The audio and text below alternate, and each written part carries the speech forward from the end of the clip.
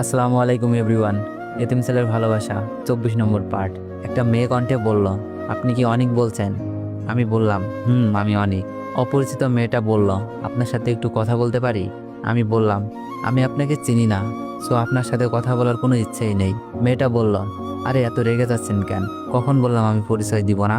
আমি বললাম, তাহলে আগে আপনার পরিচয় দেন, তারপর কথা বলবো। মেয়েটা বলল, আজকে কথা বলেন, কাল পরিচয় দিব।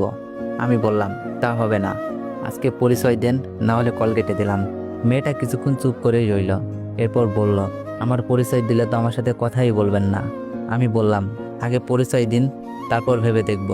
মেয়েটা বলল, প্রমিস করেন আমার পরিচয় পাওয়ার পর কথা বলবেন? কোনো কথা না শুনে প্রমিস করার ঠিক মনে করি না, এতে পরে বিপদ হবে। মেয়েটা বলল, তাহলে আমার পরিচয় দিলাম না। আমি বললাম, ওকে, তাহলে আমি কল রাখলাম। বলেই কল কেটে দিলাম। আখি এতক্ষণ আমার দিকে তাকিয়েছিল, আমি খেয়ালই করিনি।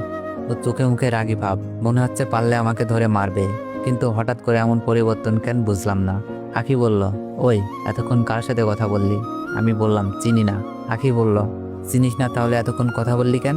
আমি বললাম, আমি যার সাথেই কথা বলি না কেন, তাতে আপনার সমস্যা কোথায়?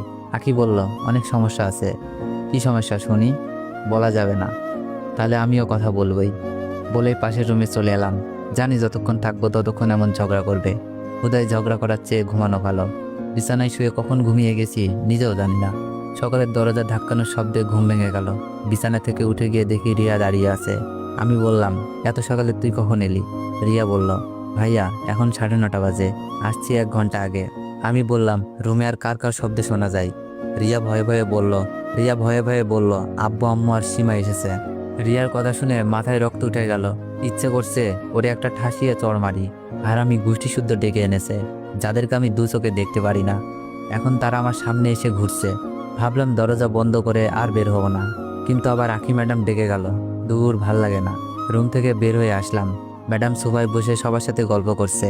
আমাকে আসতে দেখে বলল, অনেক এখানে আসো। আমি ম্যাডামের পাশে গিয়ে দাঁড়ালাম। সোফার দিকে ইঙ্গিত করে বলল, দাঁড়িয়ে কেন, বসো। আমি সোফায় বসলাম। ম্যাডাম আমার পাশে। আমার সামনে মামা মামি আর সীমা বসে আছে। মামি এসে আমার হাত চেপে ধরে বলল, বাবা, তোর সাথে আমি অনেক অন্যায় করেছি, প্লিজ আমাকে মাফ করে দে।